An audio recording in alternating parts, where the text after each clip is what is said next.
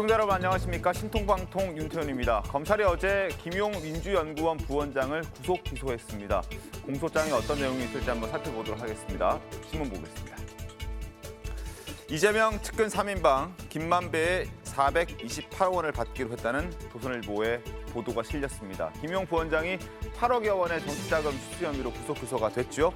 그리고 공소장에는 이재명 대표 이름이 56차례 나온다고 합니다. 그리고 여기서 중요한 것은 이재명 측근 3인방 김용, 정진상, 유동규 전 본부장까지 김만배에게 428억 원을 받기로 약정이 돼 있었다. 이런 내용의 보도가 실렸습니다. 그리고 그러한 정황을 검찰이 확보했다는 내용까지 함께 하고 있습니다. 그리고 조금 전에 들어온 소식인데요. 이 3인방 중에 구속 기소된 김용 민주연구원 부원장을 포함해서 정진상 실장에 대해서도 지금 검찰이 압수수색을 시도하고 있다라는 속보가 전해졌습니다. 이미 자택은 압수수색을 하고 있고 그리고 민주당사 내 정진상 사무실을 압수수색 시도하고 있는 모습을 지금 현장의 실시간 화면을 여러분 함께하고 계십니다. 앞에 차단기가 내려져 있고요. 아마 대기를 하고 있는 것 같습니다. 그리고 정진상 실장의 사무실은 국회 본청에도 있다고 합니다. 국회 본청 사무실도 압수수색을 시도하기 위해서 검찰이 가 있는 것으로 확인이 되고 있습니다. 관련된 내용들은 저희가 잠시 뒤에 자세하게 이야기를 해보겠습니다. 다음 신문 보겠습니다. 다음 신문은 매일경제입니다. 소득공제 100만 원 확대 그리고 안심대출 한도 5억 원까지 늘리겠다라고 국민의힘이 얘기를 하고 있습니다. 경기 침체를 감안해서 1조 7천억 원 규모의 서민 지원 대책을 마련하겠다. 그래서 1조 7천억 원 정도를 증액하겠다라는 내용의 보도가 실린 겁니다. 취약계층 생활 안정을 뒷받침하자는 취지인데요. 신용카드 현금 소득 공제 한도를 100만 원으로 늘리고 안심 전환 대출 한도도 최대 5억 원까지 확대하기로 했다고 합니다. 관련 내용 잠시 뒤에 보시죠. 조선일보입니다. 2살 배기 챔피언 된 날 40세 별 중에 별이 되다 예상하신 분들이 있을 텐데 SSG 랜더스가 창단 2년 만에 우승을 차지했습니다. 한국 시리즈 우승을 차지했는데 40살의 김강민 선수가 한국 시리즈 최고령 MVP에 등극했다는 보도가 실렸습니다. 김강민 선수는 인터뷰를 통해서 은퇴 전에 모든 것을 가졌다, 너무 기쁘다라고 얘기했고요. 추신수 선수도 메이저리그 경력이 숱하지만 우승 경력이 없었는데 이제 죽어도 여한이 없다 이런 메시지를 남겼습니다. 그리고 SSG 랜더스 선수들의 우승도 축하드리지만 끝까지 최선을 다한 키움 선수들에게도 박수를 보내드리겠습니다. 다음 신문 보겠습니다. 동아일보입니다. 지금 현재 미국에서는 중간 선거가 한창 진행 중입니다. 아마 오늘 오후에 윤곽이 드러난다는 동아일보 보도가 실렸는데요. 어제부터 시작이 됐습니다. 바이든 대통령이 워낙 인기가 없어서 현재 상하원 모두 소수인 공화당이 약진할 거란 전망도 꽤 많습니다. 이번 선거 결과에 따라서는 미국의 권력 지도가 바뀌고 그리고 대외 정책, 특히나 우리나라에도 상당한 영향을 줄 수 있다는 전망이 나오고 있습니다. 지금까지 아침 신문 만나봤습니다. 패널들 소개해드리겠습니다. 반갑습니다. 네, 안녕하세요. 자, 오늘 첫 소식은 김용 부원장의 지금 구속 기소와 관련된 내용으로 시작을 하도록 하겠습니다. 조금 전 신문에서 짚어드렸듯이 어제 구속 기소가 됐습니다. 김 부원장은 검찰의 완벽한 소설이라고 반박하고 있지만 공소장에는 이재명 대표 선거 자금이라는 내용이 명확하게 명시가 되어 있습니다. 그리고 이런 가운데 검찰이 오늘 오전 이재명 대표의 또 다른 측근, 최측근 정진상 실장의 자택을 압수수색했고 그리고 사무실도 압수수색하고 있다, 시도하고 있다는 소식이 전해졌습니다. 이제 검찰의 수사의 칼날이 이재명 대표를 향해서 더 바짝 다가서는 모습입니다. 관련해서 목소리부터 들어보겠습니다. 대장동 개발은 무려 5,503억 원을 시민의 이익으로 환수한 모범적인 공익 사업입니다. 본인 입으로 본인이 그 자랑으로 치려고 했잖아요. 환수시켰다. 내가 본인의 국정감사에 했던 이야기는 그럼 다 거짓말입니까? 저를 온갖 욕을 했습니다. 공산당 같은 XX 등등 이렇게 저를 원망하고 욕했습니다. 그 원망하던 저를 위해서 돈을 줬다, 대선 자금을 줬다, 이게 말이 되는 얘기겠습니까? 내가 하는 건 내가 받아볼 수 있고 다른 분들이 결과를 보시면 다른 분들이 결과를 보니까 흔적 같은 경우는 다 지워지는 게 아니니까 그분이 했던 것들이 이제 현적이나 이런 것들이 다 남아있으니까 그건 지울 수 없을 거예요. 자, 이 대표는 말도 안 되는 이야기라고 하고 있지만 유동규 전 본부장은 사람은 흔적을 지울 수 없다라고 말한 바 있죠. 과연 어떤 흔적들이 남아있을지 신문 보겠습니다. 중앙일보입니다. 김용 부원장 돈 받은 혐의로 기소가 됐습니다. 이재명 대선 자금이라고 공소장에는 딱 하니 명시가 되어 있다고 합니다. 이재명 캠프의 총괄 본부장을 맡았던 김용 부원장 남욱 변호사에게 8억 4,700만 원을 받은 혐의입니다.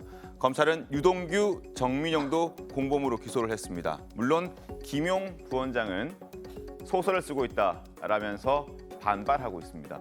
공소장에 적힌 내용을 조금 더 자세히 들여다보겠습니다. 화면 보겠습니다.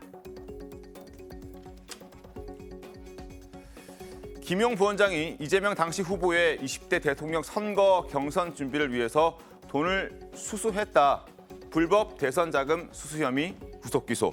그리고 이 공소장에는 이재명이라는 이름이 56차례나 등장한다고 합니다. 물론 아직까지 최나희 변호사님 56차례 등장하는 이 이재명이란 이름이 직접적으로 돈을 수수한 것과 연결되지는 않고 있다라고 하지만 검찰의 수사 방향이 이재명을 향하고 있다라고 저희가 충분히 생각할 수 있는 대목이 아닐까 싶습니다. 네, 맞습니다. 그러니까 이번 이 공소장 같은 경우에는 이재명 대표가 예를 들면 공범으로 적시가 되어 있지는 않습니다. 네. 말씀하신 것처럼 공소장에 이재명이라는 이름이 56번이 등장하는데 이 얘기의 이유는 뭐냐 하면 이번에 김용 부원장이 수수했던 돈의 그 목적이 불법 대선 자금이라는 거예요. 결국 대선 자금을 위해서 해당 돈을 수수를 했다. 그리고 네. 그 당시에 수수했을 때 김용 부원장이 이 대표 경선 캠프의 총괄 부본부장이었고 조직과 재정을 담당하던 네. 지위에 있었습니다. 그렇기 때문에 이러한 수수의 자금이 목적은 대선 자금이었고 아직까지 이재명 대표가 여기에 공범인지는 적시되어 있지 않지만 네. 앞으로의 수사의 방향은 그렇다면 이 대선 자금으로 수수했던 돈이 정말로 이재명 캠프에 흘러 들어갔고 이재명 대표의 그런 대선 자금으로 사용되었는지 대선 자금으로 사용되었다는 것에 대한 흐름이 포착이 된다면 그러면 차후에는 이 이재명 대표도 공범으로 적시될 가능성이 있다라는 수사의 방향으로 간다고 볼 수 있겠습니다. 알겠습니다. 특히 공소장에서 눈에 띄는 대목은 바로 이재명 대표의 측근으로 꼽히는 이들이 대장동 사업의 지분을 약속한 정황이 확인됐다는 내용입니다. 구체적인 액수도 나옵니다. 조선일보 일면을 다시 한번 살펴보겠습니다. 이재명 측근 3인방이 김용, 정진상, 유동규가 김만배에게 428억 원을 받기로 했다라는 이 428억 원이라는 구체적인 금액이 등장합니다. 검찰은 김만배가 대장동 지분 49% 중에서 절반 정도를 지급하겠다라고 약속한 정황을 확인했다라고 합니다. 그리고 공소장에는 이재명 대표 이름이 56차례 등장을 합니다. 대장동의 49% 지분 중에서 이 절반의 가량은 25% 정도 되겠죠. 이게 이제 비용이나 여러 가지 처리를 다 하고 나면 428억 원이 남는다는 얘기입니다. 구체적으로 어떻게 되어 있는지 조금 더 들여다보겠습니다. 검찰이 파악한 대장동 사업의 지분 구조입니다. 일단 김만배 씨가 소유하고 있는 것은 자기 이름이든 차명이든 간에 화천대유와 천화동인 1호, 천화동인 2호, 천화동인 3호 이렇게 4개 법인을 본인 소유로 갖고 있었습니다. 일단 화천대유는 김만배 씨가 본인 직접, 그리고 천화동인 1호는 본인이 대표인 화천대유가 지분을 가지고 있는 회사였고요. 그리고 김만배 부인, 김만배 누나 49%의 지분을 갖고 있었습니다. 약 금액으로 따지면 1,987억 원 정도 되는데 이 중에서 김만배 측 지분의 24.5%, 약 480억 원 되는 금액이 정진상, 김용, 그리고 유동규 몫이라는 정황이 이번 공소장에 실린 겁니다. 어떻게 좀 보셨습니까? 사실 428억이 처음 나온 얘기는 아닙니다. 네. 아마 기억하시는 분들 계시겠지만 작년 10월 달에 유동규 전 본부장 기소하면서 김만배 씨 등이 유동규 전 본부장한테 700억을 주기로 했다. 네, 이렇게 된 거 아마 기억나실 거예요. 그렇습니다. 그 700억 중에서 부대 경비나 아니면 세금 같은 걸 제외하면 428억이 나옵니다. 그런데 그때는 문재인 정부 때죠. 문재인 정부 때는 그 428억을 유동규 전 본부장한테만 주는 것으로 그렇게 이제 기재가 돼 있었는데 그렇죠. 이번에는 그게 아니고 유동규 전 본부장 플러스 김용, 그다음에 정진상 이 세 단테 주는 걸로 지금 이제 결과가 나온 거거든요. 네. 그 똑같아요. 700억을 약속하고 그다음에 다른 걸 제외하고 428억을 주기로 했는데 문재인 정부 때 검찰은 유동규, 지금 윤석열 정부의 검찰은 유동규, 김용, 정진상 네. 이렇게 바뀐 겁니다. 그러면은 뭐가 진실에 부합하느냐 하는 거는 이제 지금부터 검찰이 추가 수사나 아니면 최종적으로는 이제 재판을 통해서 확인이 되겠지만 제가 보기에는 전 그때 유동규 혼자한테 주기로 했다는 거 700억은 좀 너무 많은 것 아니냐. 그러면 김용, 정진상 뭐 이런 사람들의 몫은 또 별도로 있는 것인가 하는 의문이 있었는데 네. 저는 이번 검찰 수사 결과를 보고 그 의문의 일단이 제 개인적으로는 네. 풀렸다 이렇게 생각합니다. 뭐 최종적으로는 재판에서 그 결론이 나오겠죠. 박성민 비서관은 오늘 조선일보 보도 어떻게 보셨습니까? 그러니까 지금 사실은 말씀하신 대로 그동안에 몇 번씩 좀 제기됐던 의혹이 계속해서 되풀이되고 있다라는 생각이 들고요. 다만 이제 이번 공소장, 김용 부원장의 공소장에 이재명 대표의 이름이 계속 적시가 되면서 앞서 우리가 언급했던 대로 이것이 결국에는 대선 자금을 향한 수사라는 것으로 확대가 되게 되면 이것이야말로 결국에는 이 검찰의 수사가 개인의 비리의 영역을 넘어서 네. 이제 정치적인 영역, 특히 대선 과정에서의 자금의 흐름이라든지 이런 부분을 건들게 되면 선거법뿐만 아니라 여러 가지로 이제 민주당에도 굉장히 많은 타격이 올 수도 있는 우려가 생기는 상황이거든요. 그러다 보니까 앞으로의 이제 법정 공방을 좀 더 지켜봐야겠습니다만은 이재명 대표를 공범으로 기소하지는 않았지만 결국에 적시가 되었고 또 특히 저런 이익의 부분을 굉장히 강조해서 보도나 이런 부분들이 이루어지고 있는 것을 보면 결국에는 법정 공방을 통해서 이제 본인의 억울함들을 풀겠죠. 지금 이제 기소가 된 분들은 아마 그럴 것으로 보이고 왜냐하면 일단은 지금 김용 부원장 같은 경우에는 본인의 이제 기소된 사실에 대해서 전면적으로 부인을 하고 있는 상황이기 때문에 네. 시간을 두고 좀 더 지켜봐야 되지 않을까 싶습니다. 알겠습니다. 일단 이렇게 428억 원이라는 금액을 주기로 약정을 했다라는 걸 검찰에 확인했고 공소장에 적시가 돼 있다. 그래서 조선일보가 오늘 보도를 하고 있습니다. 중요한 것은 이렇게 약정된 금액이 어떤 목적으로 또 어떻게 흘러 들어갔을까였는데 검찰은 이 점에 또 주목을 하고 있습니다. 신문을 하나 더 보시죠. 여기서 중요한 것은 시점입니다. 이재명 대표가 당시 2018년도에 선거법과 관련해서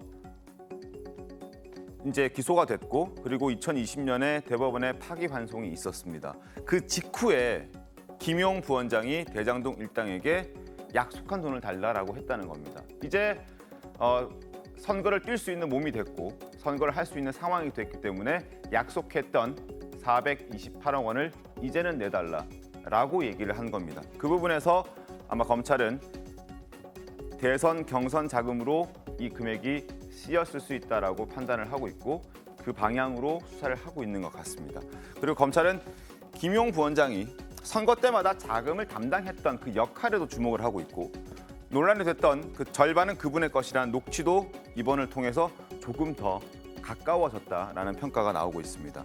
그리고 이재명 측근의 소유가 맞다라고 검찰은 판단을 하고 있습니다. 이창관 대변인 어떻습니까? 맞습니다. 지분의 49%, 아까 말씀하신 것처럼 절반이 정확히 24.5%고 그 네. 정황이 세 사람, 그것도 가장 측근 중에 측근이라고 하는 김용, 그리고 정진상, 유동균 이렇게 갔는데요. 네. 김용은 조직과 재정을 총괄했다고 하는데 조직을 이룬다는 것은 재정이 따라갈 수밖에 없습니다. 그리고 선거법으로부터 자유로운 뒤에 네. 본격적인 대선 캠프를 가동했다고 누구나 다 알고 있는데요. 그런 측면에서 본다면은 저 자금은 목적은 이재명 대표를 향하고 있고 네. 이재명 대표의 대선 경선을 위한 자금이라는 게 분명해 보입니다. 그래서 그런 차원에서 본다면은 이번 검찰 수사 결과 공소장에 적시된 것 이상으로 이제 이재명 대표를 향한 그런 법원 판결 전에 정진상 비서실장에 대한 압수수색도 이루어지고 있기 때문에 더 구체적인 정황이 앞으로 속속들이 나올 것으로 봅니다. 저는 이제 전반적으로 보면 일단은 이제 이 사건 전에 평을 좀 하자면 저는 예측이 됐어요. 그러니까 이태원 12구 참사의 어떤 어느 정도의 추도가 끝나고 나서 여러 가지 어제도 대통령실의 국정감사가 끝나고 나면 검찰에서 이재명 대표를 향한 이 불법 대선 자금에 대한 수사가 파상 공세가 있을 것이다. 라는 예측을 했는데 아니나 다를까 오늘부터 압수수색이 전방적으로 들어오고요. 그다음에 검찰이 피의사실 공표에 준하는 여러 가지 수사 내용을 흘리기 시작합니다. 네. 더 많은 것들이 나올 것이다. 저는 그렇게 예측되는데 그런 부분들이 결국 검찰이 이거를 잘 짜진 시나리오대로 진행할 것이라는 점에서 저는 좀 안타까움이 있고요. 그다음에 내용 측면을 보면 저희가 이제 좀 정확하게 다시 대장동 수사로 돌아가 봐야 됩니다. 예전에. 그러면 대장동 수사가 처음에는 50억 클럽에 대한 수사로 진행이 돼서 이 남욱, 김만배, 뭐 정영학 이런 사람들이 대장동 일당이었어요. 그러다 유동규가 드러났죠. 근데 따지고 보면 428억, 그러니까 700억을 주기로 한 시점이 유동규 씨가 당시에 경기관광공사 사장을 그만둔 시점입니다. 그만두면서 내가 팽당했으니 할 일도 없으니 그래서 당시에 김만배랑 남욱이랑 만나서 그때 녹취록이 존재한 게 그 당시입니다. 그러니까 지금 김용과 말하자면 정진상과는요. 말하자면 형제라고 뭐 유동규는 얘기했지만 당시 경기도를 그만둘 때는 이미 사이가 갈라졌고요. 특히 정진상 씨하고는 정진상과 유동규는 당시에 경기도에서 그 불효바움 때문에 나온 관계가 있습니다. 그런 스토리를 봤을 때 과연 그 전에 검찰이 428억을 유동규가 대장동 일 때 요구했던 부분들 이게 갑자기 왜 정진상과 김용을 넣을까요? 결국 이거는 이재명 대표를 향한 대선 자금을 위한 잘 짜진 시나리오의 하나일 뿐이다. 이 자체도 유동규 씨의 진술일 거예요. 아니면 김만배 씨의 진술이고 이 두 사람이 왜 진술을 바꿨는지 이 부분은 또 들여다 봐야 될 것 같고요. 저는 한 가지 분명한 건 처음에 김만배 씨가 이런 얘기를 했죠. 남욱 씨도 그랬고요. 김만배 씨는 그랬습니다.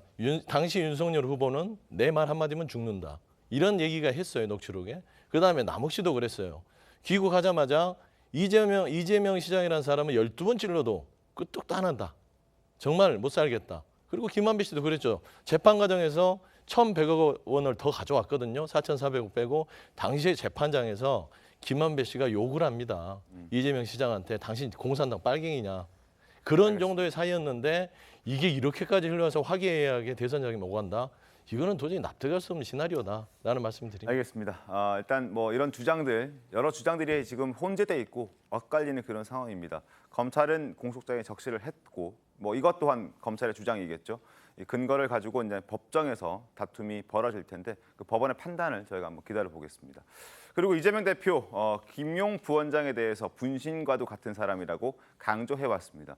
김용 부원장의 사정을 이재명 대표가 얼만큼 알고 또 공유를 했을까도 향후 수사에선 큰 쟁점이 될 전망입니다. 그리고 또 다른 최측근 정진상 실장 현재 압수수색 검찰이 시도하고 있는 그런 상황이잖아요.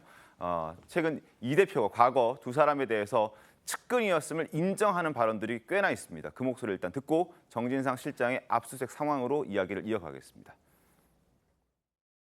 김용 대변인, 전 대변인은 사실 지역에서 무슨 뭐 조합 활동을 하고 있는데 제가 이 자출을 했다고 하면 정확하게 맞을 겁니다. 제 분신과 같은 사람이어서 앞으로 큰 성과를 만들어낼 아주 유용한 제목이다라는 말씀을 제가 드리겠습니다.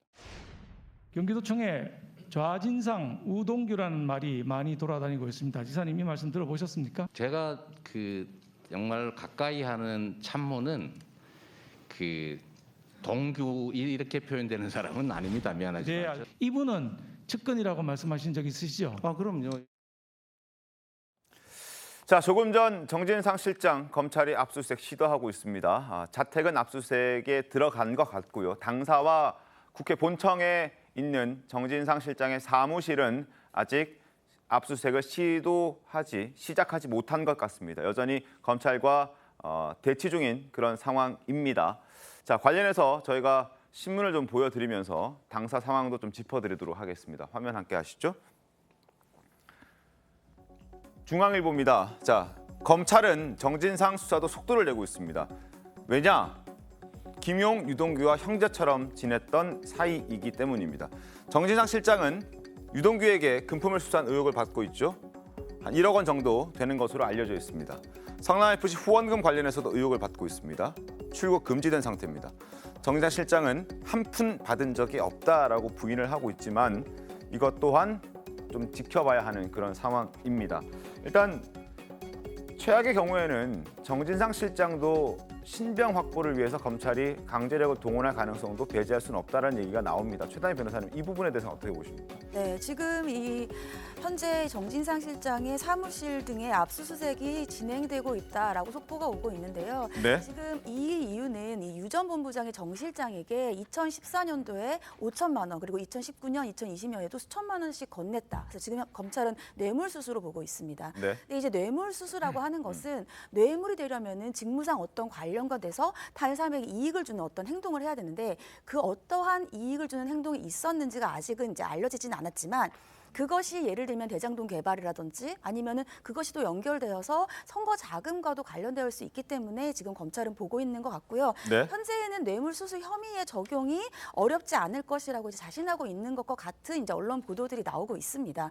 그런데 이 정진상 실장 같은 경우는 이것을 부인을 하고 있거든요. 근데 검찰 수사에서는 예를 들면은 여러 가지 3명의 진술이 일치를 한다든지 3명의 진술이 일치한다는 건 자금이 처음 나와서 흐름이 가는 곳에 있는 사람들의 길목이 다 일치하고 있다는 거예요. 그리고 맨 마지막에 이 대표에게 가는 중간에 있는 정진상 실장과 김용 부원장만이 지금 현재 부인을 하고 있습니다. 네. 그렇기 때문에 이 지금 혐의를 부인하고 있는 상태에서는 증거인멸이라든지 그런 우려가 있기 때문에 압수수색을 하고 그 이후에 또 구속영장 청구의 가능성이 굉장히 높아지기 때문에 지금 현재 김용 부원장 같은 경우에는 구속이 됐죠. 그리고 이제 남은 그 돈의 길목 사이에서 정진상 실장이 있기 때문에 네. 정진상 실장 같은 경우에도 압수수색 이후에 어떠한 압수수색을 하고 나면 그 목록들을 봅니다. 네. 그리고 의미 있는 증거가 나왔다면 구속영장 청구의 가능성이 굉장히 높다 이렇게 볼 수 있습니다. 알겠습니다. 지금 현재 여러분 시청하고 계신 영상이 바로 민주당사 대표 비서실 압수수색 시도를 하고 있는 검찰의 모습이고 아직도 시작하지 못했습니다. 대치 중입니다. 수사 상황들, 압수수색이 진행되고 있는 상황들은 저희가 실시간으로 보여드리면서 다음 주제로 가겠습니다. 그제 진행된 국회 예결위에서 직업적 음모론자라는 발언을 한 한동훈 장관을 황운하 의원이 결국 고소했습니다. 문제가 된 장면들 먼저 보고 본격적으로 이야기 나눠보겠습니다. 마약과의 전쟁 이런 것도 의도를 순수하게 안 봅니다. 범죄와의 전쟁 분위기로 몰로 가는 거죠. 저는 김어준 씨나 황운하 의원 같은 직업적인 음모론자들이 이런 이국민적 비극을 이용해서 정치 장사를 하는 건 잘못된 거라고 생각합니다. 어떻게 국회 구성원인 황운하 의원에게 직업적인 음모론자라고 할 수 있습니까? 사과하실 의사가 있습니까? 저는 은혜를 받은 당사자로서 할 수 있는 얘기라고 생각합니다. 사과할 의사가 있는지를 분명하게 말씀해 주시기 바랍니다. 저는 사과할 뜻은 없습니다. 다시 한번 묻겠습니다. 사과할 의사가 없습니까? 저는 제가 유감스럽게 생각합니다만 그 번복할 의사는 없습니다. 다시 한번 요청합니다. 사과하십시오. 유감을 표명했지 않습니까? 유감을 표명했으니까 이 정도로 일단락을 하고 어제 저의 답변으로 인해서 예결위 진행에 큰 차질이 초래된 점에 대해서 제가 유감스럽게 생각합니다. 관련해서 신문 보겠습니다. 소제목에 집중을 좀 해보겠습니다. 한동훈 법무부 장관이 직업적 음모론자 발언을 했는데 그 발언 이후에 황운하 의원이 이건 국민을 모독한 것이다. 그리고 자신의 명예를 훼손했다라고 얘기를 하면서 서울청에 고소를 했습니다. 황 의원이 국회에서 기자회견을 열고 한 장관의 발언은 체포되어야 할 수준의 명백한 범죄다. 그리고 국민과 국회를 모욕한 한 장관은 즉시 사퇴하고 국민과 국회에 사죄하라. 그리고 한 장관을 서울경찰청에 고소했습니다. 황운하 의원 지금 기자회견 어제 했습니다. 기자회견 목소리 직접 바로 이어서 듣겠습니다. 한동훈 장관이 무슨 근거로 저를 향해 직업적 음모론자라는 망언을 했는지 모르겠습니다. 오히려 한동훈 장관이 스스로 도둑이 재발절인 격이 아닌지 묻고 싶습니다. 한 장관의 발언은 현행범으로 체포되어야 할 수준의 명백한 범죄입니다. 한동훈 장관은 국민과 국회에 사과하고 당장 장관직에서 물러나야 합니다. 아니라면 윤석열 대통령이 조속히 한동훈 장관을 해임하기를 바랍니다. 그러나 한 장관도 물러설 생각은 없습니다. 어떤 입장인지 이어서 확인하겠습니다. 당에서 지금 사과 안 하고 있다고 국민 모독이다, 국회 모독이다 이런 입장인데 어떻게 보시는지. 사과는 허황된 음모론을 퍼뜨린 사람들이 해야죠. 흉기 같은 거짓으로 이 사람을 찌르고 난 다음에 아니면 말고 안 죽었으니 그만이라 이런 식으로 방치해서는 안 된다. 저는 가짜뉴스 퍼뜨린 사람에 대해서 반드시 끝까지 책임을 묻는 풍토가 정착되어야 한다고 생각합니다. 자, 두 사람의 공방이 그렇게 빨리 끝날 것 같지는 않습니다. 최병욱 의원님. 어떻게? 그렇죠. 아니 이게 사실 처음도 아니고요. 네. 이제 김의겸 의원과 한동훈 장관의 악연 뭐 이런 것도 있고, 그다음에 이어서 이제 황운하 의원과 또 한동훈 장관의 뭐 여러 가지 설전 뭐 이런 것들이 있고, 그다음에 김어준 씨가 뭐 TBS 뉴스공장에 나와서 했던 여러 가지의 얘기들 이렇게 네. 돼서 사실은 이게 굉장히 많이 쌓인 거예요. 그래서 왜 기승전 한동훈 얘기를 많이 하잖아요. 민주당 네네. 주변에서는. 그러다 보니까 이제 한동훈 장관도 자꾸 감정도 격앙되고 불만이 쌓이고, 그러니까 이제 저런 얘기들이 계속 나오는 거란 말이죠. 이거 제가 보기에는 한동훈 장관이 아마 법무장관에 있는 한 계속될 것으로 보여요. 그러니까 그냥 하루아침에 끝날 일이 아니라는 거죠. 네네. 그러면 이제 결국은 민주당 의원들은 의원들대로 이제 뭐 정치적으로 한동훈 장관을 공격하게 되고, 한동훈 장관은 한동훈 장관대로 그거에 대해서 반격을 시도하고, 네. 뭐 이런 거에 대한 국민적 평가가 쌓여서 나중에 뭐 한동훈 장관이 정치를 할지 안 할지는 모르겠으나 뭐 그런 부분이 누적돼서 국민적 평가를 받게 될 것이다. 결국은 국민들이 평가해서 결론이 날 일이지 네. 두 사람의 싸움은 아마 끝이 없을 것이다. 양쪽은 이렇게 생각합니다. 모욕죄를 적용시키려고 하잖아요. 황운하 의원은 모욕죄가 성립이 가능한가요? 저는 성립이 안 될 거라고 생각을 합니다. 그러니까 대법원 판결이 있는데요. 예전에 이 광주 MBC 사장이 전 박문진 이사장을 상대로 해서 예를 들면 뭐 철면피다, 극우 부패 세력이다 이런 게시글을 올린 적이 있었는데 똑같이 모욕죄로 기소가 됐었어요. 근데 대법원에서 모욕죄가 아니다 이렇게 판단을 했습니다. 그 이유가 공적인 사안에 대해서 본인의 의견을 개진하는 가운데 자신의 의견을 좀 강조하기 위한 표현을 썼다라고 한다면 그 정도는 사회상규에 어긋나지 않는다. 그래서 모욕죄가 아니라는 거죠. 이번에 이런 직업적 음모론자라는 얘기가 나오게 된 그 상황을 보면 조수진 의원이 먼저 질문을 합니다. 네. 그리고 그 부분에 대해서 전혀 아니다, 사실이 아니다라고 하면서 이러한 얘기들이 나오게 된 한 라디오 프로그램에 관련된 얘기를 하면서 그러한 얘기를 하는 것은 결국 정치적인 공세이고, 그런 정치적인 공세를 하는 사람들에 대해서 강조를 하기 위해서 직업적인 음모론자다 이렇게 얘기한 걸로 저는 해석이 되기 때문에 전 대법원 판결에 비추어보자면 모욕죄가 성립되기는 좀 어렵다 이렇게 생각됩니다. 박상민 비서관은 어떻습니까?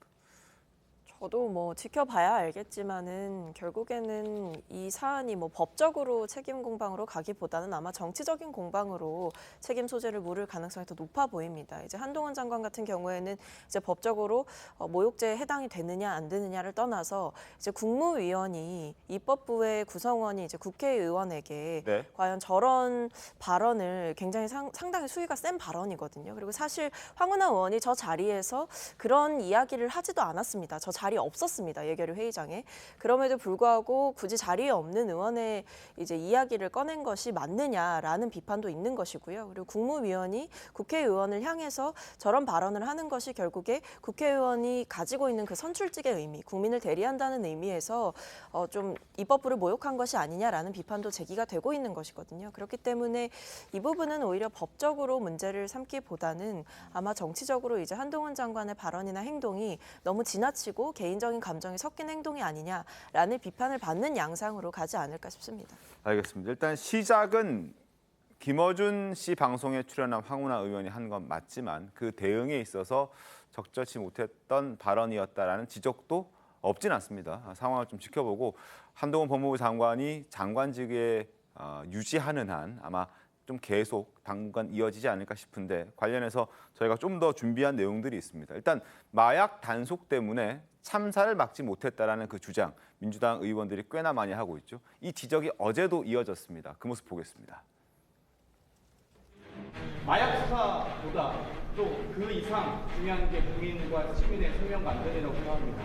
범죄를 찾기 위해서 시민을 위험으로 방치하거나 내몰아서도 안 된다고 생각합니다. 그건 동의하시죠? 위원이 말씀하신 취지를 이해를 못하겠는데요. 그게 법무부 장관이 이태원에 대해서 뭐 마약 수사를 지시한 것도 아니고 어떤 이해관계인지 모르겠습니다. 발언하시고 나서 온 경찰이 마약 수사에 동원되는 듯한 인상을 많이 갖고 있는. 저를 과대평가하시는 거고요. 일반적인 사람이라면 미안해서라도 혹은 다른 분들한테 폐를 끼치기 싫어서라도 사실 양해만 하는 일이죠. 근데 보통 사람들의 그게 무슨 말씀이시죠? 어제 예결위가 장관님의 발언 때문에 중단되었던 점을 제가 지적하고 싶습니다. 자, 마약 얘기를 했다가 또 장경태 의원이 다시 예결위 때 얘기를 하면서 또 음모론자 얘기를 또 꺼내 들었던 것 같습니다. 이창화 대변인 어떻게 보셨습니까? 저런 부분들 때문에 한동훈 장관이 음모론을 제기하는 건데요. 민주당은 지금 경찰에 대해서 그리고 또 한동훈 장관에 대해서 굉장히 비판을 하고 싶고 이 이태원 참사 자체를 정쟁으로 몰고 가고 싶겠죠. 하지만 마약 수사라는 부분은 마약 수사국이 따로 있고 네. 이태원 관련해서는 이번에 경찰의 112 신고 녹취이 공개되면서 경찰의 잘못된 대응에 대해서 질타를 받고 있지 않습니까? 그 부분은 기동대나 용산서장이나 경찰의 다른 지휘본부 그런 데하고 마약 수사가 무슨 관계가 있는지 저도 의문이 제기될 따름입니다. 그래서 민주당이 공세야말로 한동훈 장관이 과연 민주당이 그렇게 두려워할 정도로 지금 계속 이렇게 해야 되느냐. 그런데 의문을 제기하고 싶고요. 한동훈 장관이 오히려 지금 명예훼손을 당한 부분이 상당히 많습니다. 뭐냐면은 황운하 의원의 발언뿐만 아니라 스토킹 범죄에서 나왔다시피 한동훈 장관이 스토킹 처벌법에 의해 취재한 기자를 처벌해달라고 했지 않습니까? 그런 부분에 대해서도 그 기자가 상고를 했는데 기각이 됐어요. 100m 이내 금지하지 말라는 것이 나왔고 그러한 부분들을 본다면은 과연 민주당이 한동훈 장관을 빌미로 해서 이태원 참사를 키우고 싶을지 모르겠지만 전혀 상관이 없다. 그리고 한동훈 장관에 대한 비판은 합리적인 비판을 해야 되지 이것을 계속 이렇게 간다면 민주당이야말로 여러 문매를 맞을 것이다. 이렇게 보고 있습니다. 알겠습니다. 그리고 한동훈 장관의 술자리 의혹도 계속 이어지고 있습니다. 지난달 24일 김의겸 의원이 국감장에서 처음으로 의혹 제기를 하면서 시작이 됐죠. 당시 목소리부터 다시 한번 확인하겠습니다. 제가 제보를 받았습니다. 7월 19일 밤인데요. 그날 술자리를 가신 기억이 있으십니까? 매번 그렇게 뻥된 말씀을 하시는데 어떤 근거로 말씀하시는지 질문 다 해보시죠. 홍남이는 어제 다 빌렸어. 근데 한동훈의 윤석열까지 다 온 거야. 공백을 같이 다 이게 빌렸어. 공백을 같이 윤석열이 있고. 저는 뭘 했나요? 왜 안 나오지? 예? 자, 위원님. 저번에 저보고 뭐 걸라고 하지 않았습니까? 이번엔 저랑 뭐 걸면 어떻습니까? 저기서 제가 노래를 부르고 동배 아가씨를 했다고요? 자신 있는 말씀이신가요? 의원님 뭐 거시겠습니까? 거시는 거 좋아하시잖아요. 자, 아니 국정감사 자리에서 저런 찌라시 수준도 안 되는 거 가지고 국민의힘을 모욕해놓고 국정감사라니 그게 말이 되는 소리입니까? 자, 저 의혹 제기 이후 그날 더 탐사는 보도를 했고 그 이후에 더 탐사의 추가 보도는 없는 상태입니다. 당시 더 탐사의 전 여자친구와의 통화 녹취를 제공한 그 전 남자친구가 공익 신고자 신청을 했던 사실이 또 드러났습니다. 권익위는 아직 결정을 보류하고 있는데 관련해서 신문 보겠습니다. 조선일보입니다. 술자리 의혹 자료 충분치 않다. 그래서 일단 보류를 한 건데 자료를 좀 더 보강해 주면 그 이후에 검토를 하겠다라는 게 현재 권익위의 입장입니다. 그런데 내부에서는 다른 기류가 좀 느껴집니다. 부원장 같은 경우에는 제보의 신빙성이 좀 떨어진다. 그리고 권익위가 명예훼손의 도피처가 되어선 되겠느냐라고 하면서 공익신고자로 지정하는 것에 대해서 다소 부정적인 기류가 있는 것처럼 보입니다. 공익신고자가 되기 위해서는 사실 이러저러한 요건들을 충족시켜야 하는데 어떤 요건들이 있는지 잠깐 보겠습니다. 공익신고자로 인정받기 위해서는 관련 증거를 첨부하고 신고기관, 신고대상, 신고방법, 그리고 허위신고 여부 등 법에 정해진 신고 여건을 충족해야 한다. 현재 관련 자료가 충분하지 않아서 보호 신청인에게 자료 보완을 요구한 상태다라고 얘기를 하고 있습니다. 뭔가 적절치 않다. 적어도 지금 상태에서는 뭔가 추가로 보강을 해야만 공익신고자로 검토를 해볼 수 있는 대상이 되지 않느냐 뭐 이런 얘기들을 하고 있는데 인정될 것 같습니까? 어떻습니까? 지금 국민권익위원회 그러니까 위원장은 문재인 대통령이 임명한 사람이고요. 부위원장은 윤석열 대통령이 임명한 사람입니다. 아마 그러다 보니까 어제 갑자기 오후에 국민권익위원회에서 이제 보도 자료를 냈다고 하죠. 저걸 그렇죠. 검토하겠다고 그렇게 얘기하는데 지금 위에 얘기하듯이 자 관련 증거를 첨부해야 되는데 이 관련 증거가 어디 있죠? 그 남자친구라는 사람이 전 여자친구로부터 전화 통화를 해서 그 전 여자친구가 뭐 이러쿵저러쿵 얘기한 거 그게 다잖아요. 녹취가 다죠. 그 녹취가 다죠. 그러면 만약에 우리가 이런 가정을 해보자고요. 그게 사실이라고 한다면 사실이라는 뭐 다른 정황 증거 같은 걸 내야 될 것이고, 예를 들어서 거기에 그 뭐 청담동 바가 어디다 정도 뭐 육하원칙에 뭐 적어도 한 4-5개는 나와야 되는 거 아닙니까? 그게 기사의 요건이잖아요. 그런 게 여긴 전혀 없습니다. 그렇죠? 뭐 동백아가씨를 윤석열 대통령이 그날 불렀는지도 불투명한 거고, 그 말 전체가 하여튼 증거가 별로 없다는 거죠. 그렇기 때문에 공익신고자로 인정받을 수가 없는 건데, 네. 근데 만약에 또 하나 가정을 해서 그게 전부 거짓이었다고 한다면 뭐 처음부터 검토 자체를 할 수가 없는 거잖아요. 지금 그런 상황이거든요. 관련 자료가 충분하지 않다는 국민권익위원회의 그 설명이 저는 딱 맞다고 봐요. 충분하지 않은 관련 자료를 가지고 뭘 검토합니까 지금? 그러니까 저는 인정될 가능성이 없는데, 네. 그러면 왜 그 국민권익위원회 전현희 위원장은 저런 보도 자료를 냈을까? 그런 것들이 이제 저는 자꾸 정치적으로 해석되는 측면이 있다, 이렇게 봅니다. 알겠습니다. 서영주 대변인님, 그리고 이게 오후에 갑자기 나온 보도자료였거든요. 그리고 보도자료를 낼 때도 이미 분위기는 아시겠지만 뭔가 증거가 불충분해서 자료 요건이 충족되지 않기 때문에 인정하지 못할 수도 있다는 취지였습니다. 그러나 전현희 권익위원장이 직접 이 보도자료를 내기로 결정을 했고, 본인의 어떤 그 의지가 좀 반영됐다는 그런 느낌도 지울 수는 없거든요. 어떻게 보십니까? 근데 공익신고자로 신청을 했다는 거는 그 제보자, 지금 그 청담 술자리 부분을 얘기했던 사람이 신변의 여러 가지 뭐 좀 보호를 받고 싶은 요청 아니겠습니까? 그런 거죠. 예. 그렇죠. 그러니까 국가에 요청을 한 거예요. 그러니까 이거를 배제할 이유가 없습니다. 그러니까 검토하는 건 당연한 것이지, 이게 문재인 정부에서 임명한 권익위원장이라서 이걸 받아들이고, 그러면 윤석열 정부에서 임명한 권익위원장이면 공익신고자로서 보호 요청을 했을 때 안 받아들입니까? 그거는 그냥 법과 절차에 따라서 요건, 아까 말씀한 대로 요건에 따라서 받으면 돼요. 근데 최근에 보면 청담동 게이트라고, 아니 청담 술자리 제보자 보면 질문 5가지를 하잖아요. 네. 본인이 SNS에 올렸더라고요. 보니까 술 드신 장소를 특정하면 인정하겠냐? 그다음에 그날 사건 경찰 경호라인 범위 확인하실 수 있냐? 그다음에 기절했던 사람 명함이 있으면 되겠냐? 그다음에 술자리에 윤석열 대통령 목소리가 녹취된 목소리가 있으면 인정하겠냐? 근데 구체적으로 한 5가지를 얘기를 합니다. 주민들한테 블랙박스에 찍힌 것까지 확보되면은 이 사실 인정하겠냐 했을 때, 이 사람은 여러 가지로 따지고 보면 이 대통령과 법무부 장관의 이런 어떤 의혹적이 따지고 보면 이거는 어마어마한 일입니다. 아무 일이 아니에요. 그냥 단순히 술 먹는 일이 아니거든요. 이게 밝혀지면 거의 뭐 이거는 탄핵감이라고 할 정도입니다. 그런데 따지고 보면 이런 부분들을 권익위에 한 제보자가 의탁을 한 거예요. 저 좀 보여주세요. 그러면 당연히 이거는 검토가 돼야 된다라는 부분이라고 저는 생각이 되고요. 저는 아까 좀 덧붙이자면, 네. 저희가 계속 말하면은 지금 직업적 음모론자라고 국회의원들을 말하자면 모욕한 것이죠. 저는 그렇게 봅니다. 그러니까 국회의원이라는 자리는 국민을 대표하지만 기본적으로 의혹을 제기하는 자리입니다.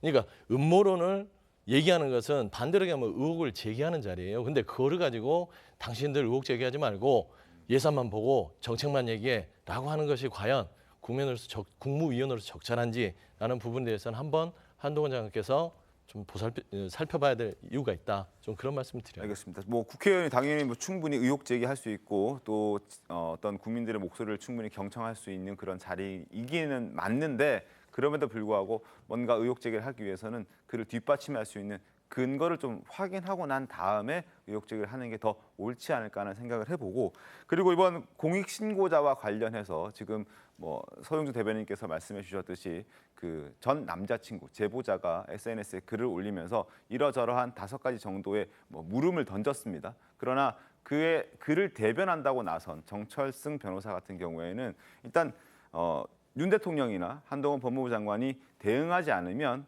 추가적인 폭로도 우리는 하지 않겠다라고 얘기했기 때문에 이런 부분에서는 여전히 좀 의혹들이 남아있는 그런 상황입니다. 왜 이런 어드바이스를 법조인이 그리고 법률 대리인이 그에게 했는지는 좀 저희도 궁금한 대목이긴 한데, 이런 부분은 최담 변호사님 어떻게 좀 해석을 해야 되겠습니까? 네, 일단 이 공익신고와 관련돼서 먼저 말씀을 드리면, 이 공익신고자 보호와 관련된 법률에서 공익신고에 대해서 정의를 하고 있는데, 이게 국민의 뭐 안전이라든지 환경이라든지 이러한 것과 관련돼서 법 위반의 행위에 대해서 공익신고를 하는 거예요. 네. 그러면 아까 이제 대변인께서는 대통령과 법무부 장관이 술을 마신 것이 탄핵감이라고 하는데, 저는 대통령과 법무부 장관이 술을 마신 것이 법 위반 사항인가, 공익신고를 할 요건에 해당하는가가 일단 첫 번째 의문이고요. 두 번째는 지금 김태규 부위원장이 여기에 대해서 이의를 제기하고 있는 것이 허위 사실 얘기를 하고 있어요. 신빙성이 떨어진다. 그 공익신고자 보호법에 관하면 허위 사실인지를 알고서 아니면 허위 사실인 것을 신고하는 것은 공익신고자에서 배제가 됩니다. 그렇기 때문에 허위 신고일 가능성이 있는데 공익신고자의 인정 여부를 섣불리 그것도 내부적인 논의를 거치지 않고 언론에 공표하는 것 자체가 어떠한 의도가 있지 않나라는 지적인 것으로 보이고요.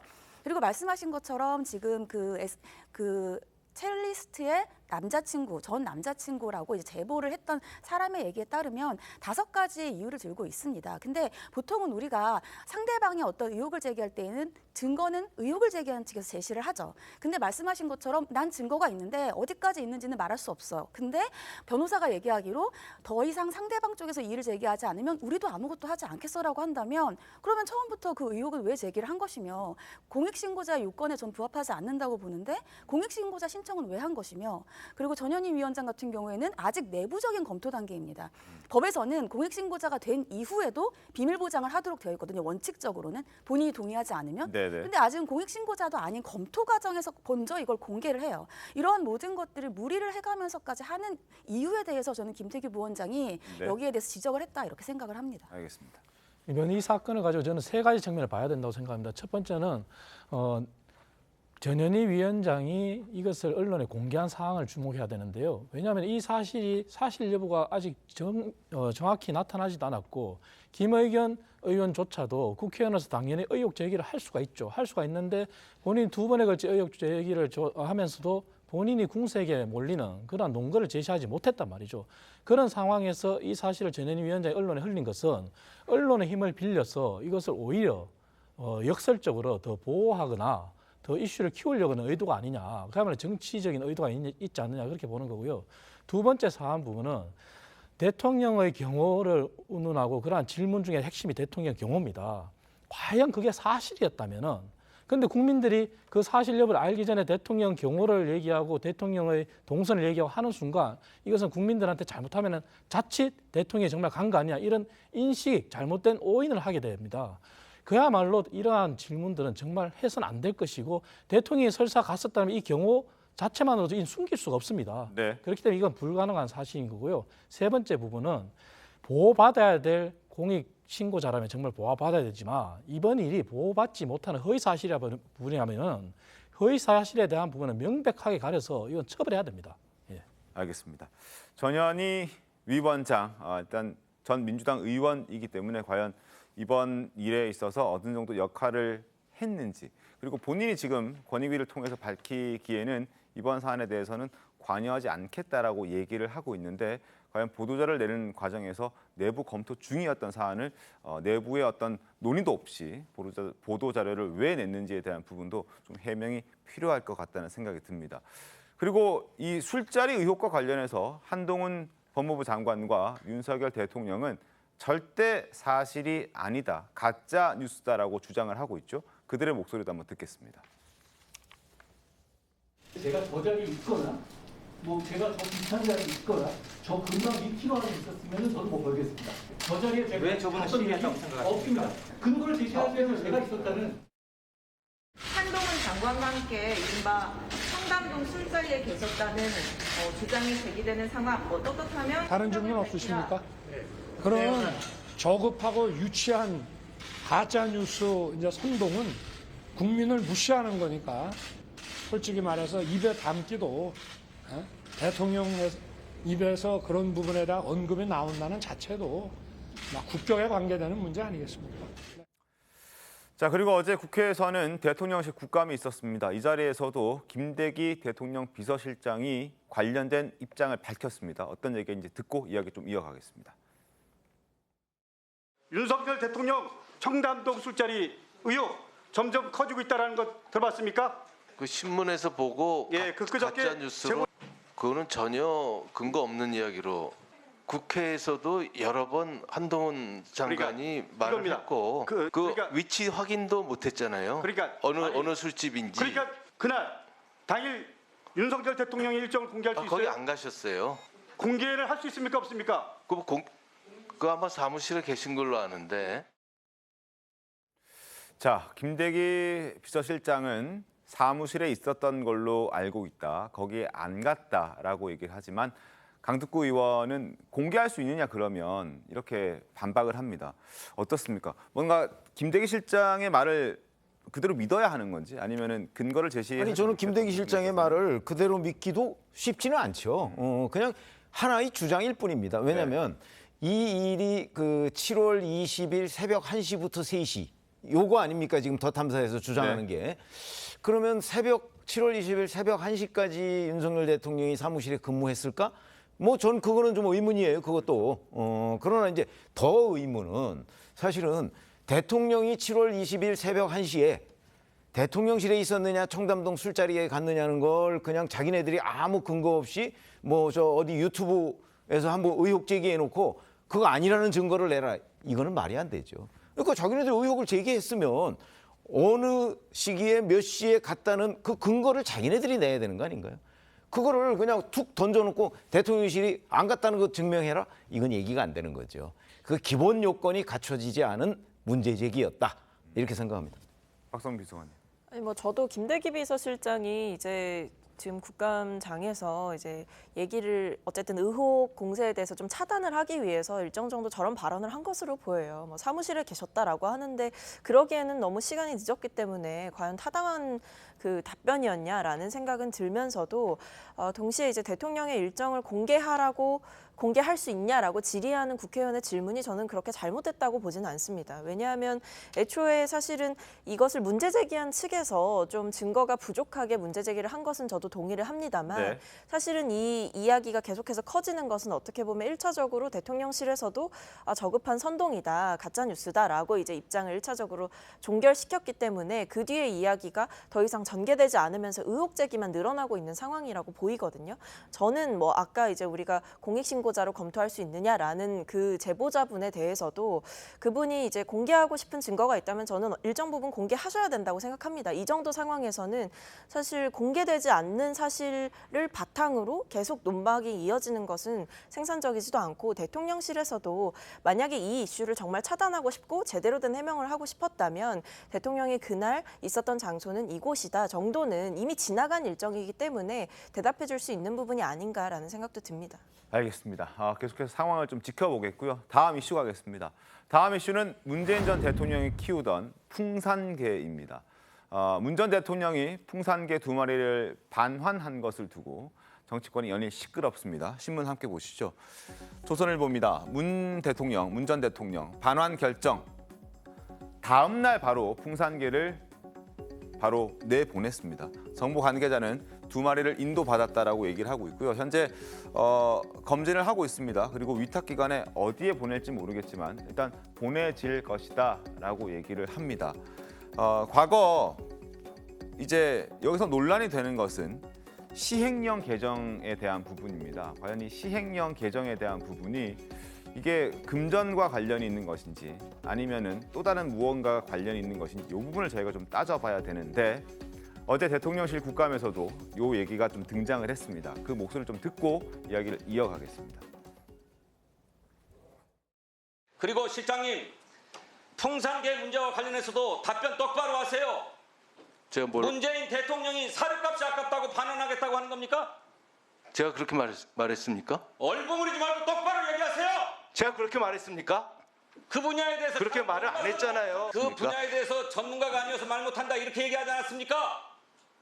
제가요? 다시 얘기합시다. 대통령이 외국으로부터 받는 대통령 취임 기간 중에는 본인이 부담했는데 퇴임한 후에는 국민 세금을 받아야 되겠다.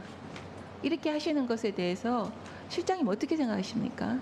뭐 나라 어른이시고 하니까 잘 알아서 하시리라고 봅니다. 오죽하면 네티즌 사이에서는 개 3마리도 책임 못 지는 사람에게 나라를 맡겼었냐 이런 한탄이 있습니다. 토사구팽이 아니고 견사구팽시킨 거 아닌가. 부처 지금 협의 중이니까 좋은 네. 결과가 나오리라고 봅니다. 자, 문 전 대통령 측은 이거 비용 때문 아니다. 250만 원으로 책정되어 있는 그 비용 때문이 아니라 이것은 법적으로 뭔가 내가 키울 수 없는 그런 상황이기 때문에 지금 반환을 결정하는 것이다라고 얘기를 하고 있습니다만 과연 그게 맞는지는 지금부터 좀 여러 패널들께 여쭤보면서 따져보겠습니다. 최병욱 의원님 먼저 어느 게 맞습니까? 제가 알기로는 그 시행령은 이미 본인이 문 전 대통령이 키울 수 있는 상황은 만들어져 있는 걸로 알고 있는데요. 어떤? 아니 그러니까 문재인 전 대통령 측이 이걸 반환하면서 근거를 뭐라고 얘기했냐면 네. 사실은 시행령이 완비되지 않았기 때문에라고 얘기했어요. 그럼 네. 그 시행령은 뭐죠? 그 시행령은 올해 6월 17일 행정안전부가 입법 예고한 대통령 기록물 관리법 시행령입니다. 네. 그렇죠? 그거에 6조의 3 제3항을 신설하는 입법 예고를 했습니다. 네. 거기에 보면 돈 문제 얘기가 있어요. 돈 문제 얘기가 있습니다. 그러니까 문재인 전 대통령이 반환하는 이유는 그 시행령이 지금 국무회의를 통과 안 하고 그게 확정이 안 되기 때문에 반환한다 이거잖아요. 네. 그거고 지금 말씀하신 그러면 문재인 전 대통령 위탁 관리를 할 수 있는 근거가 있느냐? 그거는 문재인 대통령 재임 중에 네. 3월 29일 날 신설한 조항이 있어요. 대통령 기록물 관리법 시행령에. 네. 그게 6조의 3이에요. 그것도. 그 밑에 하나를 더 돈 문제를 하려고 했던 거예요. 근데 이게 현재 진척이 없는 거죠. 그래서 반환한다고 그러는 거는 결국 돈 때문에 반환하는 거죠. 그렇죠. 위탁 근거는 3월 29일 시행령 개정안에 다 들어가 있다니까요. 결국 대통령이 선물을 받은 건 국가 기록물입니다. 그럼 국가가 관리해야 되는 게 맞는데 말씀해 주셨던 대로 3월 달에 시행령을 개정하면서 전직 대통령도 나머지 비서관이라든지 어떤 그 이제 보좌관들을 꾸릴 수 있는 상황이 되기 때문에 그 또한 어떤 기관으로 보기 때문에 그 기관에서 위탁 관리할 수 있다라는 조항을 이제 3월 달에 만든 거죠. 결국 문 전 대통령이 키우는 건 전혀 문제가 없었는데 그 뒤에 추가되는 임기 마지막 날 추가가 되는 그 비용 문제와 관련해서 이게 좀 논란이 커지는 것 아니냐. 그래서 국민의힘에서는 뭐 비용 때문이다.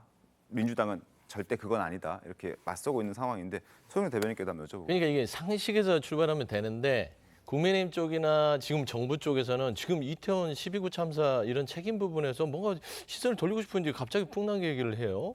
이거는 저는 상식입니다. 말씀한 대로 풍랑계는 대통령 기록물입니다. 네. 그렇죠. 근데 이 살아있는 생물 자체가 기록물로 없다 보니 그런 시행령을 만들었죠. 위탁해서 할 수 있게끔. 그거지 이걸 가지고 뭐 비용까지 넣나 안 넣나 해서 그걸 논박이 있었던 건 아니에요. 보세요.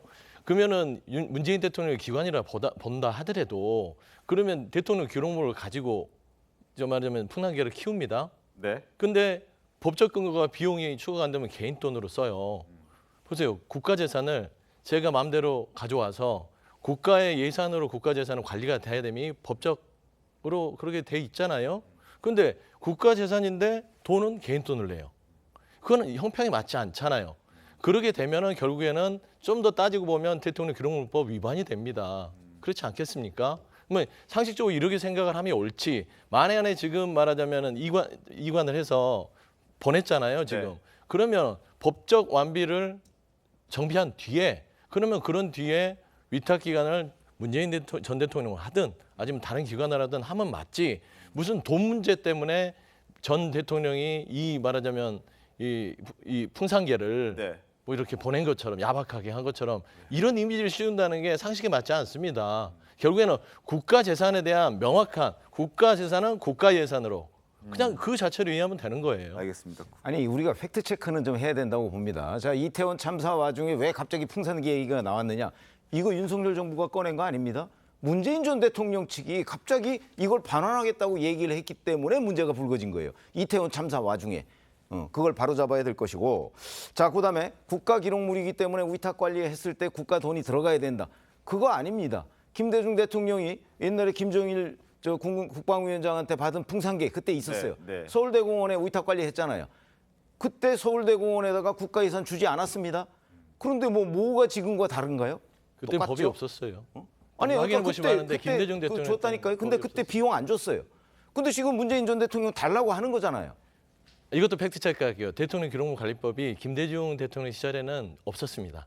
아니, 2000년도에 있든 안 줬다니까요, 제정이 됐기 국가돈은. 때문에 그거와는 비교할 수 없다. 이것도 팩트 체크를 해드리고 싶습니다. 아니 사육비를 안 줬잖아요. 김대중 대통령 시절에.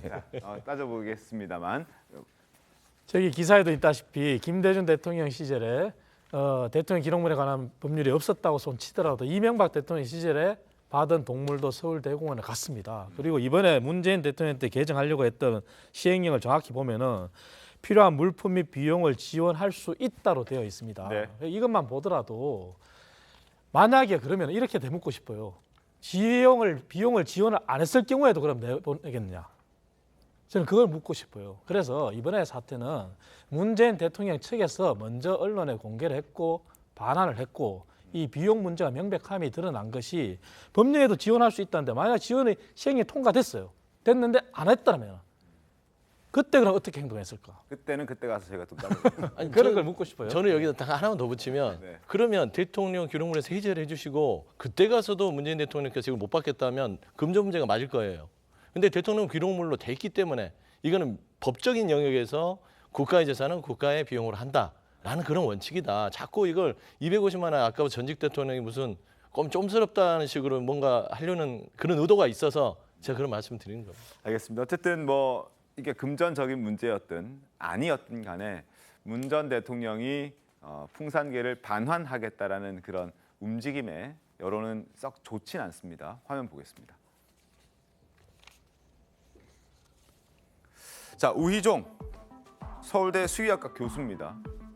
촛불행동 공동 상임 대표를 역임하고 있습니다. 그렇다는 얘기는 윤석열 대통령에게 아주 부정적인 의견을 가지고 있는 사람임을 알려주는 거죠. 그런데 이 사람이 이렇게 얘기를 합니다. 특별한 사유가 아닌 비용 문제라고 하니 솔직히 퇴임 당시 보여준 모습과 함께 당황스럽다라고 얘기합니다. 그리고 생명체 관점에서 보면 짜증나는 논리이자 현 정부와의 차이를 못 느끼게 하는 접근이다. 문 전 대통령에게 비판적인 메시지를 내고 있습니다.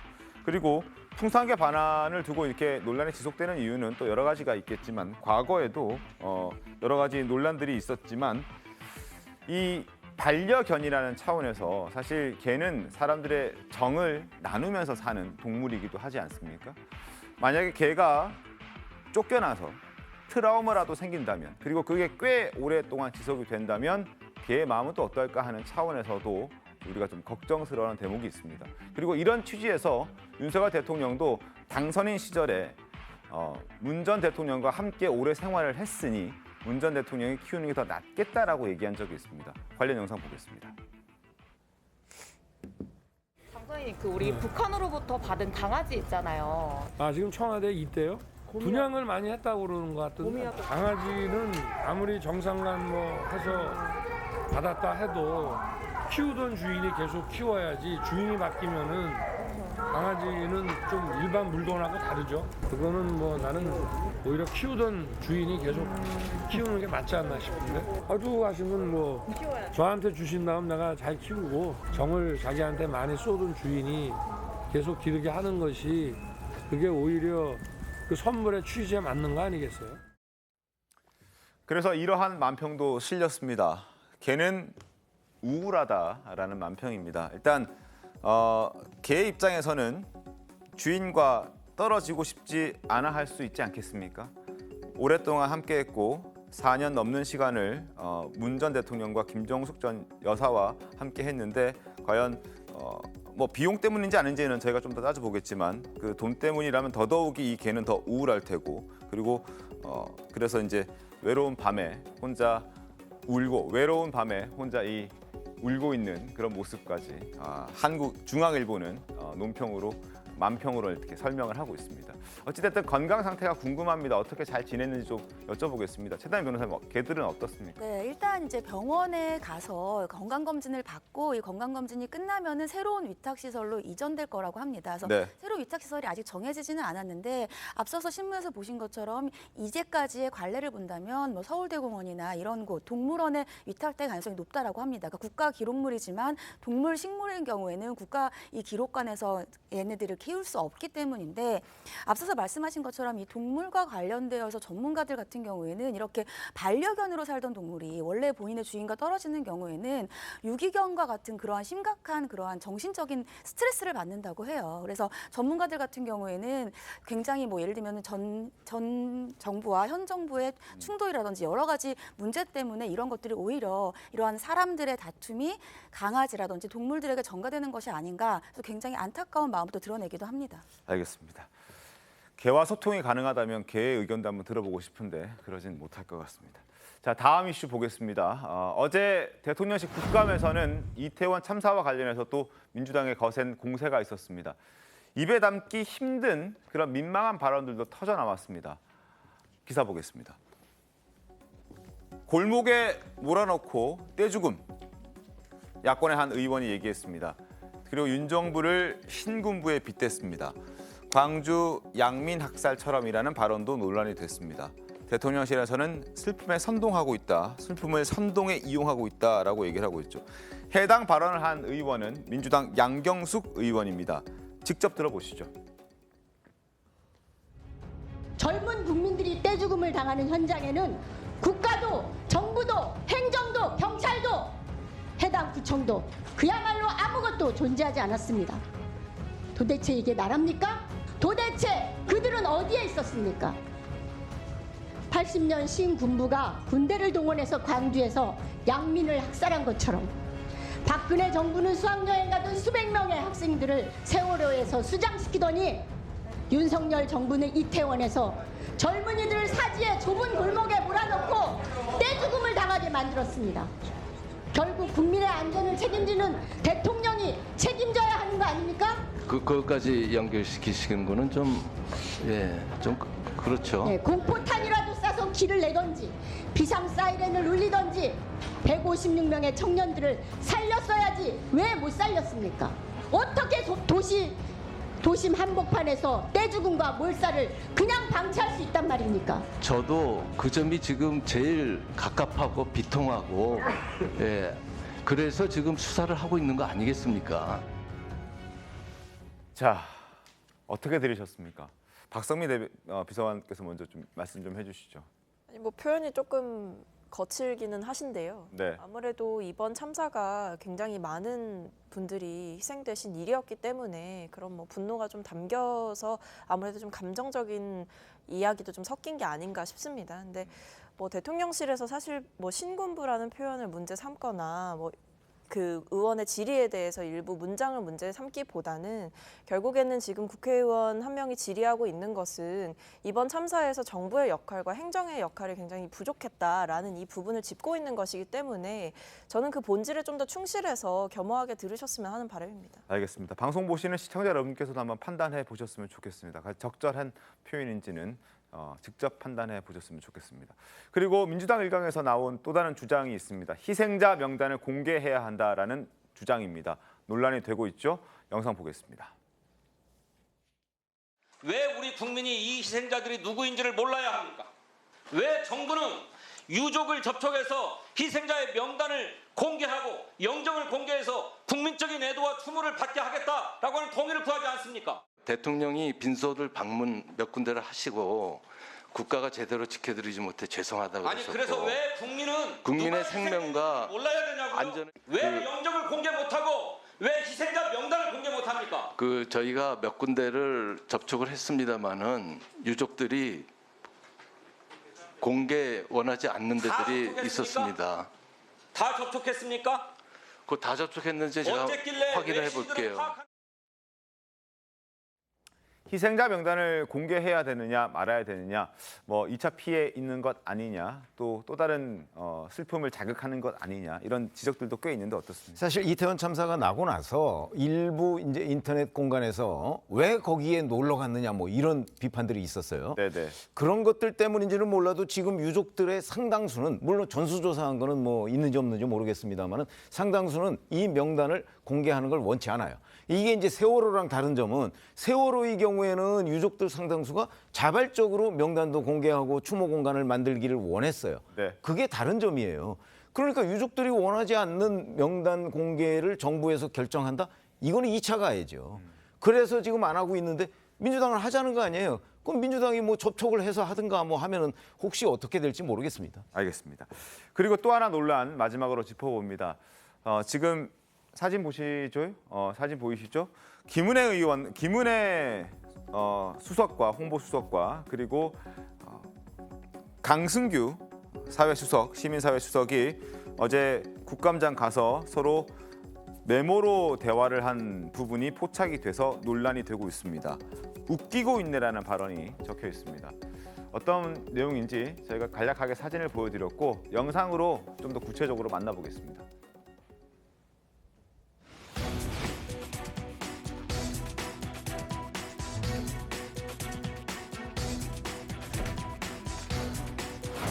메모지에다 웃기고 있네?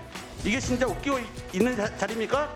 명백하게 사과를 하지 않으면은 국회 모욕죄로 이것은 고발 조치를 해주시고 그다음에 당장 퇴장시켜야 됩니다. 김은혜 거짓말 여왕은 계속 거짓말로 또 거짓말로. 정말 죄송하게 생각합니다. 개인적으로 사적으로 오갔던 이야기였고 진심으로 죄송하게 생각합니다. 혹시 사적 대화 내용을 말씀하실 수 있습니까? 그건 얘기될 수가 없습니다. 아니, 그런 걸 바로 이야기해야 오해가 풀릴 수 있죠. 다시는 이런 일이 없도록 주의하고 잘못했습니다. 죄송합니다. 김은혜 홍보수석과 강성규 시민사회수석께서는 좀 퇴장을 해주시면 좋겠습니다.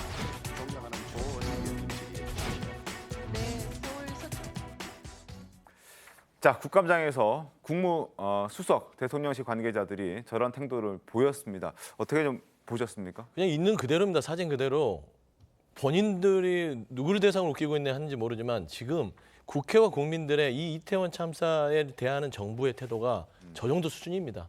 정말 제가 돌려드리고 싶은 말은 정말 웃기고 있습니다. 대통령실. 저래서는 안 된다. 이런 부분들에 대해서는 향후에 좀 더 진정한 사과가 필요하다. 저는 그런 말씀드립니다. 알겠습니다. 대단히 적절치 않은 행동은 분명해 보입니다. 잠시 뒤에 돌아오겠습니다. 오늘 준비한 신토망토 여기까지입니다. 내일도 신통하게 돌아오겠습니다. 고맙습니다. I heard you got arrested in the street last night.